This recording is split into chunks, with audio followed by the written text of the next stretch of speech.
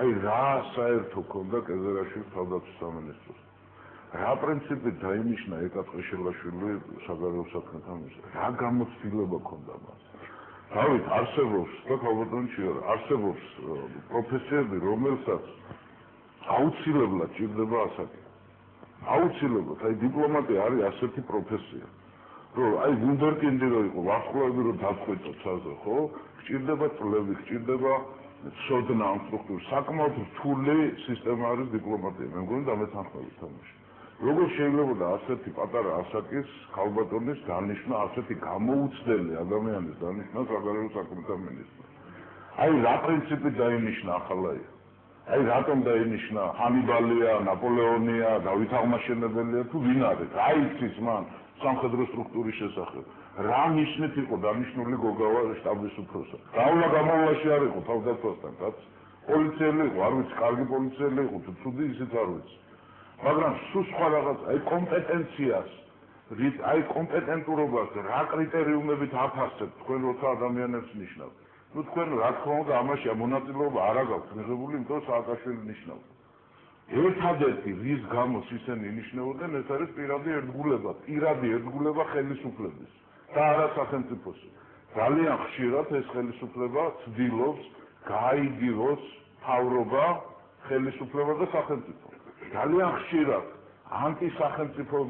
ანტისახელმწიფოებრივი არის ხელისუფლება. ისტორიამ ძალიან ბევრი მაგალითი იცის, რომ სახელმწიფო და ხელისუფლება აბსოლუტურად სხვადასხვა გზით ვითარდება. დღეს ყავს საქართველოს სამწუხაროდ ასეთი ხელისუფლება, რომელიც არის ანტისახელმწიფოებრივი. აი ნესმის მე რომ ყველას თავისი გიჯერებთ აბსოლუტურად, თუმცა შეიძლება ისე შევიტანო, მაგრამ გეთანხმებით. ყველას უნდა და კარგი ამ ქვეყნით. ეს მარტო არ კმარა დავით ბატონო. რომ კარგი უნდა და პრეზიდენტს რომ ტერიტორიული მთლიანობის აღდგენა უნდა და იქ არ მეყარება, მაგრამ მან არ იცის როგორ უნდა აღადგინოს ეს ტერიტორიული მთლიანობა. გვინდოდა ომის მოგება, მაგრამ ხელისუფლებაში და სამხედრო სამეთაურო თქვა სტრუქტურაში იყო ის ხალხი, რომელსაც წარმოდგენა არ ჰქონდათ სამხედრო საქმესთან. სურვილი არ კმარა. მე რომ გამოვაცხადო, ახლა დიდი ჰოკეისტი ვარ, ხო შეიძლება ვიღაცა დავარწმუნო ამაში. მაგრამ როგავალ ყინულზე და პირველსა გასვლაზე რომ ისეს მოვიტეხავ, ამას რა თქმა უნდა ბევრი საუბარი. არ არის ეს ხალხი კომპეტენტური ხალხი არ მართავს ამ ქვეყანას. აი გაუგებარი, აი გამაგებინეთ, როგორ შეიძლება საქართველოს საგარეო საქმეთა მინისტრი იყოს რუსეთის მოქალაქე. გამაგებინეთ, ამიხსენეთ, წყვილსაც დაგიჯერეთ. გამაგებინეთ, ქვეყანასთან გვაქვს სამხედრო კონფლიქტი, ქვეყანასთან გვაქვს უზარმაზარი პრეტენზიები. საქართველოს პრობლემების 99% არის რუსეთიდან მომდინარეობს.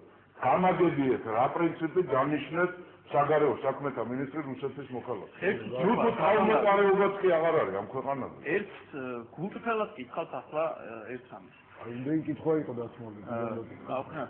არ გვაქვს ხშირი ფუფუნება ხელისუფლების მოსვლის, თუმცა შემდგარდამაში ხშირად ბატონ დაცოს შეუძლია, როდესაც დამიძახეთ, მაშინ მოვედი და ეს იყო ახალგორამდეც და ბატონ დავით, ერთ რამეს კითხავთ თქვენს და ქალბატონ ჩიორასაც, აი გულწრფელად ვინაიდან ასე ჩემი განცდა იყო, ჩემი ინფორმაცია იყო და მეგონა რომ ამის შემდეგ რაღაც პატარა აურზაური მაინც ახლდებოდა. მე ერთმა ახლა ყოფილმა რეზერვისტს რაფერი უჩანს არ ვიცი. და ერთმა შეულებრივმა ჟურნალისტმა აქ ტელეკომპანია კავკასიის ეთერში მაშინ რესპონდენტად ვიყავი მოწვეული და ბევრს ერევა რომ ჟურნალისტმა ასეთი რამ არ უნდა თქოს, მე რესპონდენტად ვიყავი უბრალოდ სტუმრად მოწვეული. თქვი რომ დავით კეზერაშვილი თქო 16 სექტემბერს. თქვი რომ დავით კეზერაშვილი არის ნარკომანი. მე მქონდა უტყუარი ინფორმაცია რომ აგვისტოს მანძილზე ეთამაშებოდა ხოლმე ჰეროინის ბატონი კეზერაშვილი. რატომ მე დავდე მინისტრს უზარმაზარი თანამდებობის ადამიანს თავდაცვის მინისტრს ძალიან დიდ დანაშაულში ბრალს ხომ? რატო არც ერთი დეპუტატი მაინც ოდნავ მაინც არ შეფუძქუნდა, არ დაინტერესდა, ან არ დამირეკა რომ მართალია რა ინფორმაცია, ეგება გიჟი ვარ, ახირებული და შეიძლება რომ ყველა გიჟი ჟურნალისტი რამდენი სადმე გაივლით და ეთერთან მივა იმ წამსვე რაღაცები თქვას. რატომ ერთს მაინც არ დაგაინტერესათ რომ მართალი იყო, არა მართალი იყო, გადაგემოცნებინათ, შეგემოცნებინათ. ახლა რა თქმა უნდა ამტკიცოს ბატონმა კეზერაშვილმა, არა ვარო ანალიზებმა უნდა აჩვენოს. ახლა არ მჯერას იმას ლეგიტიმად, ვინაიდან არის უამრავი მეთოდი, რამდენიმე თვის შემდეგ როგორ შეიძლება ძალიან ღრმა ნარკომანი უცხო ძალიან იან ანგელოზად აღმოჩინდეს. ამ ინფორმაციაზე რეაგირება რატომ არ ქონდა? გულწრფელად გეკითხებით, მართლა მქონდა მე ინფორმაცია არაერთი წყაროდან. რომ მართლაც ასე იყოს საქმე. შემდეგ სხვა დეტალები ჩემი თქვა, აი ერთი კითხვა კიდევ გაგიმატეთ. აი ახლა პირველად ესმის როდის ამ აგვისტოში თქვით ეს ამბავი. აგვისტოში მე არ მოგწევს, შეგიძლია სექტემბერში ვთქვი, აგვისტოს შემდეგ დიდხანს დუმდი მე. რატომ დავითთან იყო სტუდიაში? ასეთი რამების თქმით ქვეყანას ვავნებდი და ჩუმად ვიყავი 40 დღე ომის შემდეგ და მე 40 დღეს ვთქვი მსგავსი რამ ზუსტად ორჯერ გავიმეორე ამ ეთერში საჩივ. არის დიდი პატრიოტიზმის მიუხედავად ჟურნალისტი თუ იტყვის თანამდებობის პირზე რომ ის ნარკომანია, არცად არ ხდება რომ იმ წუთში ეს თანამდებობის პირები გადაამოწმონ მართალი ხო არ ითქვა. ეს ერთი. მეორე მე პირველად მესმის ახლა თუ გითხოვთ ასეთი რამე. მაგრამ დაუბრუნდეთ მაინც აი იმ პრობლემურ საკითხებს, რაზეც გადაგისაუბრეს, ბატონმა გუგაზმა ისაუბრა. იცით რა, შეიძლება გეყარებოდეს ადამიანის კომპეტენციაში. ნარკომანია ეს პრობლემა არ არის ზოგადად. მაგრამ ეს უნდა დამტკიცდეს, რომ ასე არის. როგორ უნდა დამტკიცდეს? იმით რომ თქვათ, რომ მე როგორ შემოწმებია, ხო მაგალითად სიტყვის ანალიზს ვერ შევაბარებდი. გითხარით, რომ ასე თქვათ, ძალიან ბევრი რამე ისმის ტელეეკრანიდან. ხო, ისეთ რამეებს ამბობენ ადამიანები ერთმანეთზე, ზოგჯერ ჟურნალისტებიც არაკლებენ, ჩემ და სამწუხაროდ, იმიტომ რომ ჟურნალისტ უფრო მოეთხოვება ეთიკა, ვიდრე ზოგჯერ პოლიტიკოსებს, რომლებსაც თავიანთი პოლიტიკური ინტერესები აქვს. ჟურნალისტ უფრო მოეთხოვება ობიექტურობა, მაგრამ ყველაფერი რაც ქართული ეთერიდან ან ქართული მედიის ბეჭდვითის ფურცლებიდან ისმის ხოლმე, ყველაფერი რომ გადამოწმდეს, ხო? ძალიან შორსწავლობ. ეს ერთი ზოგადი შენიშვნა. მეორე აი ეს თქვა თქვენი ბრალდება პირველად მესმის, მაგრამ ბრალდების გაკეთების ფორმა არსებობს. და მასზე რეაგირება აუცილებელია, თუ კი აი ამ ფორმას დაიცავთ და ოფიციალურად შემოიკავთ განცხადებას, რომ აქედან და აქედან ამა და ამ ინფორმაციის თქვა საფუძველზე ვიძახი, რომ ასეთი მდგომარეობა ის ნამდვილად გადამოწმდება და ეს ახლა ეკრანიდან ამდენი რამ ისმის, ხო? ამას მე პირადად აი პირველად გავიგონე, არც მინახავს თუ ეს თქვით, მაგრამ დაუბრუნდეთ საკადრო პოლიტიკა.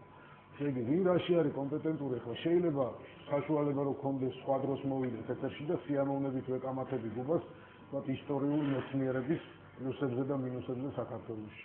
ან საერთოდ ამ პროფესიაზე, ან როგორ აგვაქვს შესწავლილი ისტორია, საკმარისად თუ არა, მაგრამ არც გუბაზე გარკმუნებული ვარ მე და არც მე თვითონ. არავად სამხედრო ექსპერტები და სამხედრო სფეროს სპეციალისტები, რომ ბოლომდე გამსაჯოთ რა იცოდა გოგავამ და რა არ იცოდა გოგავამ და რა უნდა ცოდნა. თავის ბატონო, მე კორექტივ შევეცან რა, საკმაოდ ბევრი რამ ვიცი სამხედრო სფეროში.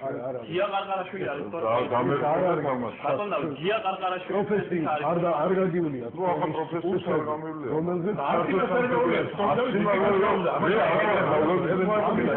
მოდით ამ სფეროს ამ საკითხზე ილაპარაკოს იმან ვისაც დაუვლია ეს კურსები. საუბრობს გარდა ქვეყანა ბოლო დასწრება ყველაფერი იყო არაკვალიფიციური. არის თუ არა გია ყარყარაშვილი თქვენთვის სამხედრო ექსპერტი როგორ შეაფასებით მასწავლებლად? გია ყარყარაშვილს ნამდვილად მეტი ცოდნა აქვს ამ სფეროში, იმიტომ რომ დამთავრებული აქვს სამხედრო სასწავლებელი 4 წლიანი და ნამსახურებია ძალიან დიდი ხანი, მაგრამ ბევრ რამეში სხვა ექსპერტები შეიძლება მე მგონი გია ყარყარაშვილს თავის პოზიციები დაფიქსირებული აქვს ამასთან დაკავშირებით და ძალიან კრიტიკული პოზიციაა. საუბრობთ იმაზე ვისაუბროთ, რა უბრუნდებით რაღაც სხვა საკითხებზე გადავდივართ. გია ყარყარაშვილის მიერ ნათქვამები ყარყარაშვილი ამბობს და ახლა პრეზენტაციას გააკეთეთ, რომ არაკვალიფიციური მოქმედებები მთელი კასკადი იყო. გოგოვას მოეხლა კასკადი იყო თუ მოქმედებების ნაწილი იყო არაკვალიფიციური, ისევ და ისევ მივანდოთ ამ საქმის ექსპერტებს, ხო და ამას ახლა ნუ გავუძით, თორე რაც შეეხება მინისტრების დონეს.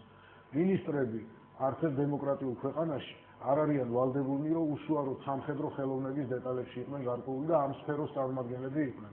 მათი ფუნქცია არის პოლიტიკური ზედამხედველობა პროცესზე.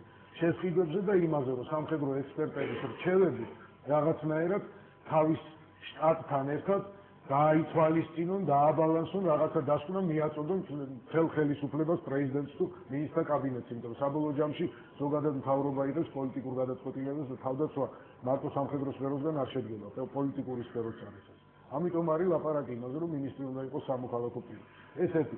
კადრებში რა თქმა უნდა იყო ჩავარდნები და მე ეს არაერთხელ მithkomს და ეს არის კიდეც პარლამენტის დასკვნაში. მაგრამ არც ერთი რევოლუციური ხელისუფლება და 2003 წელს რევოლუციის გზით მოვიდა ეს ხელისუფლება არ არის დაზღვეული საკადრო შეცდომებისაგან. ესეც არის ისტორიული აქსიომა, თუ რასაც დამტკიცება არ სჭირდება შორს გაგვიყვანს. მესამე პრობლემა რაც გვაქვს, კადრების პრობლემა ზოგადად ხარს ქვეყანაში. თავის დროზე ილია ამბობდა ჭავჭავაძე რომ 100 ინჟინერი რო ყავდეს ეს უფრო